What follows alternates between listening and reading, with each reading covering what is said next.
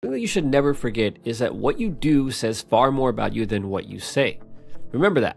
What you do or how you behave will always say far more about you to someone than you could ever say with your words. But not only do your actions speak louder than your words, they also happen to be far more accurate. If you were to come across a lion out in the wild and after seeing you, he crouched down into some tall grass without ever taking his eyes off of you, you would probably assume that he's going to try to kill you. But how do you know this? Because we all know that lions can't speak. The thing is, lions, like humans, are able to speak volumes to everyone and everything around them without ever saying a word. What many guys don't realize is that humans operate very similarly to packs of wolves and other animals, because we communicate in subtle and oftentimes hidden ways, and we use this communication to tell other people where we stand in regards to other members in a group.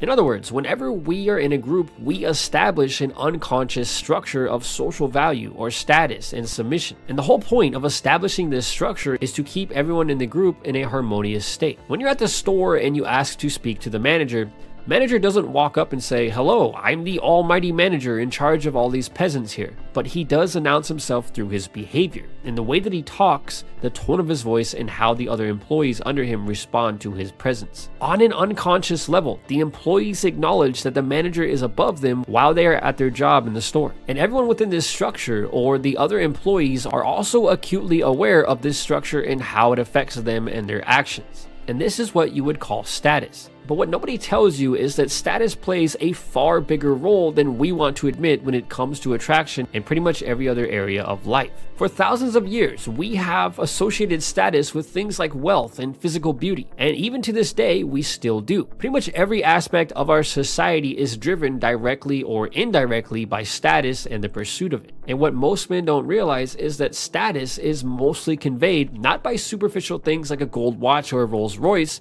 but rather through subtle behaviors. Many guys try to use superficial status objects to give the appearance of having status, which does work on a surface level, but once people spend even a small amount of time around these men, the curtain comes crashing down, all because they forgot the most important part about communicating high status, which is their behavior. So up first is the #1 hidden sign that communicates to other people high status, and it's slow, relaxed energy. If you look at pretty much any movie where a king is portrayed, you'll notice that the king behaves in a very subtle way that lets you, the viewer, know that he is a king. And this slow, almost still energy or motion communicates his status 100 times better than a golden crown or jewel-lined set of armor ever could. Men who communicate high status very well move in a slow, relaxed manner, while men with low status fidget and move in a quick, jerky kind of way. And as mentioned before, the head is the most noticeable area where low status behavior creeps in. Now next up is the second hidden behavior that most men overlook that communicates high status within a group, and it involves effort. In so many different movies, you see a character who portrays your stereotypical bad boy, who with almost zero effort is able to make all the ladies chase after him. Now the best way to describe this is to think of quicksand. And in quicksand, the more you move, the more you sink. One of the most effective ways to communicate high status to other people is to achieve the most benefit with the least amount of effort. High status men tend to have many options open to them, which means they really don't need any one option that much. And like a king, they are frequently able to get exactly what they want with very little effort, while other men have to put in a ton of effort and end up getting very little reward. In practical terms, this simply means putting in the least amount of effort needed to achieve your desired result. For example, if there is a girl that you like, don't go to great lengths or put in more effort than is absolutely necessary to achieve the desired result, which in this situation might be simply getting her attention. If you're in the gym lifting weights, don't take every set to failure if you are able to achieve your desired result with less reps and less energy. Getting the most reward for the least amount of effort is one of the most effective